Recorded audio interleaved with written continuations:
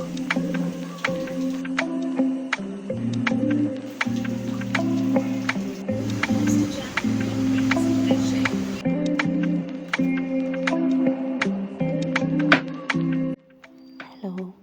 ഇന്ന് ഒരു ചെറിയൊരു പാക്കിംഗ് വ്ളോഗാണ്. ഞാൻ PG പഠിക്കാൻ വേണ്ടിയിട്ട് വയനാട്ടിലേക്ക് പോവുകയാണ്. ഇത് അത്യാവശ്യം വലിയ ബാഗാണ്. വാമോസ് എന്ന് പറയുന്ന ഒരു ബ്രാൻഡിൻ്റെ ബാഗാണ്. എനിക്ക് ബ്ലാക്ക് കളറാണ് ഭയങ്കര ഇഷ്ടമായത്.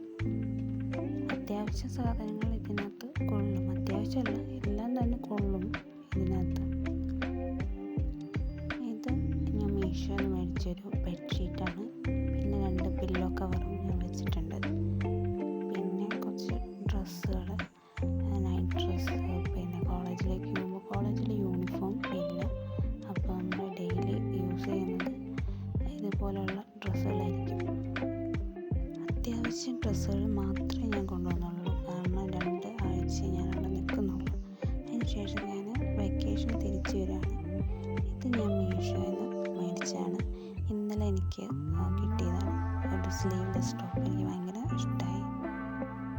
പിന്നെ ഞാൻ കുറച്ച് എടുത്തതെന്ന് വെച്ചാൽ tiffin box, plate, spoon, water bottle.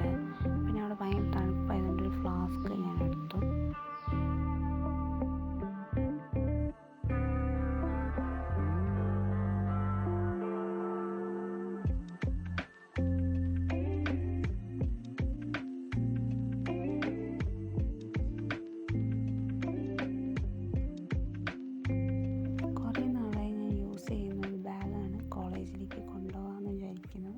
അത് കുറച്ച് അത്യാവശ്യം വെയിറ്റ് ക്യാരി ചെയ്യാൻ പറ്റുന്നതാണ്. പിന്നെ ഉള്ളത് പുറത്തെവിടെയെങ്കിലും പോകുമ്പോൾ യൂസ് ചെയ്യുന്നൊരു ബാഗ്. ആ ബാഗ് ഞാൻ മീഷോയിൽ നിന്ന് മേടിച്ചാണ്. പിന്നെ ചാർജർ, പിന്നെ വാച്ച്, അങ്ങനെ കുറച്ച് കാര്യങ്ങളൊക്കെ, പെർഫ്യൂം, അങ്ങനെ.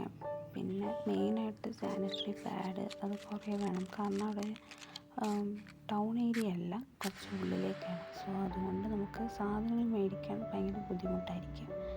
പിന്നെ ഡിറ്റർജൻറ്റ്, പിന്നെ ബ്രഷ്, പേസ്റ്റ്, അങ്ങനെയുള്ള ബേസിക് ആയിട്ടുള്ള കാര്യങ്ങൾ.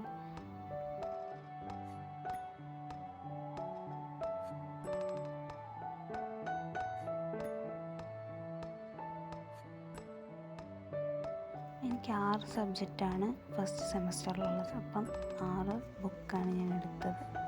എല്ലാം പാക്ക് ചെയ്ത് കഴിഞ്ഞപ്പോഴത്തേന് ഇത്രയുണ്ട്. പിന്നെ കുറച്ച് പലഹാരങ്ങൾ, അങ്ങനെയുള്ളത്. പിന്നെ ബെഡ് ഞാൻ ഓൾറെഡി മേടിച്ചിട്ടുണ്ടായിരുന്നു. നമ്മൾ ഹോസ്റ്റലിൽ യൂസ് ചെയ്യുന്ന ബെഡാണ്. അത് ചെറിയ ബെഡാണ്. സോ അത് ഞാൻ വേറൊരു ചെറിയൊരു ബാഗിലാണ് പാക്ക് ചെയ്തത്. ക്ലാസ് തുടങ്ങിയിട്ട് ഏകദേശം 2 ആഴ്ചയായി. ഇവിടെ മഴയും കാര്യങ്ങൾ, ഫ്ലഡ്, ലാൻഡ് സ്ലൈഡിങ്, അങ്ങനെ കുറച്ച് കാര്യങ്ങൾ ഉണ്ടായിരുന്നുകൊണ്ട് പോകാനും വരാനുള്ള ബുദ്ധിമുട്ടുണ്ടായിരുന്നു. ഈ കാണുന്ന വെയിലൊന്നും നോക്കണ്ട, കുറച്ച് കഴിയുമ്പോൾ നല്ല മഴയാണ്.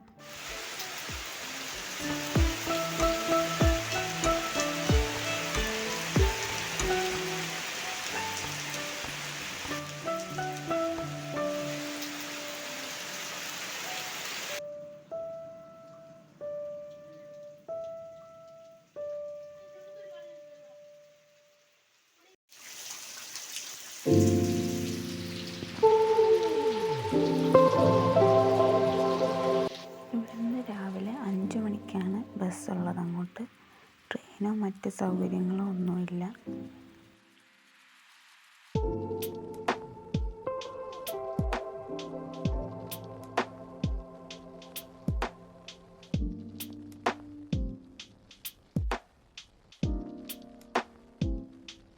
ഉച്ചയായപ്പോഴത്തേനും വയനാട്ടിലെത്തി.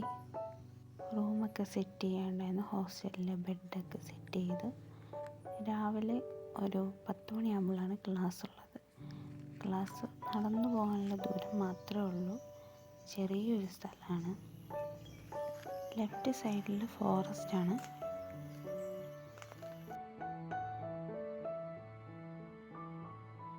ഇന്ന് ബലിയിടുന്ന ദിവസമായതുകൊണ്ട് ഞങ്ങൾ പുറത്തൊരു ക്ഷേത്രത്തിലേക്ക് പോവുകയാണ്. എൻ്റെ റൂംമേറ്റിൻ്റെ ഫാദറിന് വേണ്ടിയിട്ട് ബലിയിടാൻ വേണ്ടി ഞങ്ങൾ ഇവിടെയുള്ള പൊൻകുഴി ക്ഷേത്രത്തിലേക്ക് പോവാണ്. ഇവിടെ ഫേമസ് ആയിട്ടുള്ളൊരു ടെമ്പിളാണ്.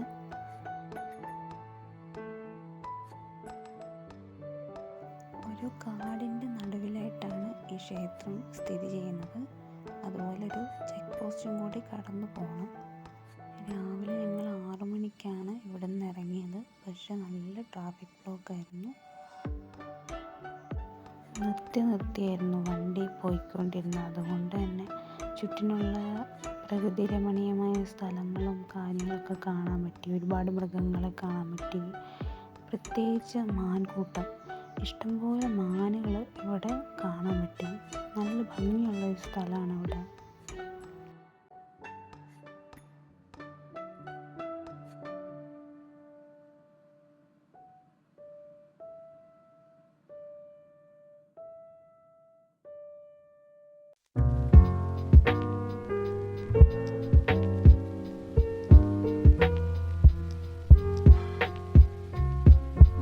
ഇതാണ് ആ ക്ഷേത്രം.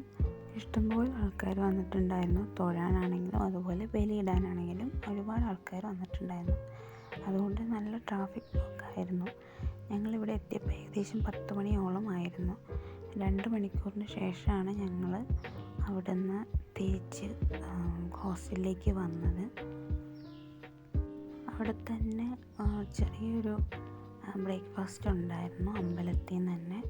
അമ്പലത്തിലെ ഫുഡായതുകൊണ്ടാണെന്നറിയില്ല, നല്ല ടേസ്റ്റ് ഉണ്ടായിരുന്നു. എൻ്റെ വീട്ടിൽ അമ്മ വെക്കുന്ന പോലെ തന്നെയായിരുന്നു ആ ഫുഡിൻ്റെ ടേസ്റ്റ് ഉണ്ടായിരുന്നത്. ഉപ്പുമാവായിരുന്നു ഉണ്ടായിരുന്നത്. ഉപ്പുമാവും പിന്നെ ചുക്ക് കാപ്പിയായിരുന്നു ഉണ്ടായിരുന്നത്.